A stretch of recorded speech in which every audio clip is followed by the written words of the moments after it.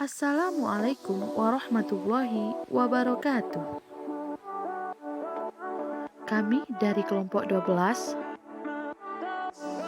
Mulyani Fitri dengan NIM 1118036, Fujia Rahmi dengan NIM 1118045, dan Afif Al-Fikri dengan NIM 1118054.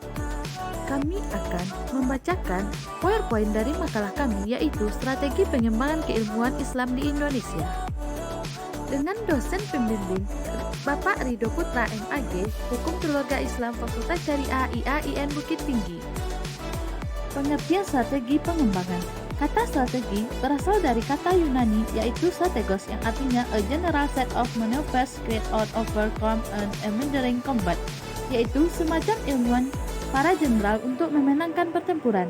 Strategi adalah suatu proses yang direncanakan untuk mencapai sasaran perusahaan dalam jangka waktu yang panjang. Saat strategi telah diterapkan, maka akan diketahui apakah gagal atau berhasil pada organisasi tersebut. Pengembangan ilmu pengetahuan menjadi tugas pokok seorang ilmuwan. Ilmuwan tidak akan disebutkan sebagai ilmuwan sejati jika tidak mampu mengembangkan ilmu pengetahuan yang menjadi bidang dan pokok kajiannya. Justru, jika aktivitasnya tidak melahirkan perspektif baru, teori baru, temuan-temuan baru, maka posisinya sebagai ilmuwan layak untuk dipertanyakan.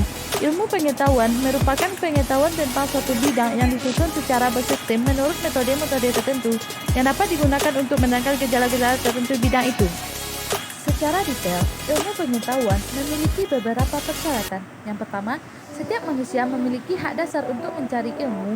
Hak tidak dapat diganggu-gugat. Hal ini berlaku pada siapapun terlepas dari kata kasta, kepercayaan, jenis kelamin, dan usia.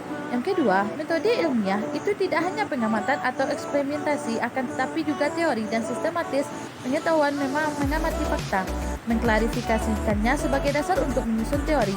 Yang ketiga, ilmu pengetahuan itu jelas dan terbukti berguna dan berarti baik untuk tingkat individu maupun tingkat sosial. Aspek ini tidak perlu diperdebatkan lagi. Paradigma dan strategi ilmu keislaman. Yang pertama, Islam meletakkan prinsip kurikulum, strategi, dan tujuan pendidikan berdasarkan akidah Islam. Pada aspek ini, diharapkan terbentuk sumber daya manusia terdidik dengan akliyah Islamiyah, pola berpikir Islami, dan nafsiyah Islamiyah, pola sikap yang Islami.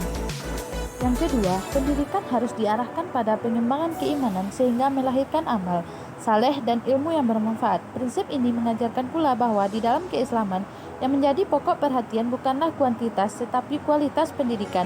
Perhatikan sebagaimana Al-Quran mengungkapkan tentang ahsanu amalan atau amalan salihah, amal yang terbaik atau amal soleh.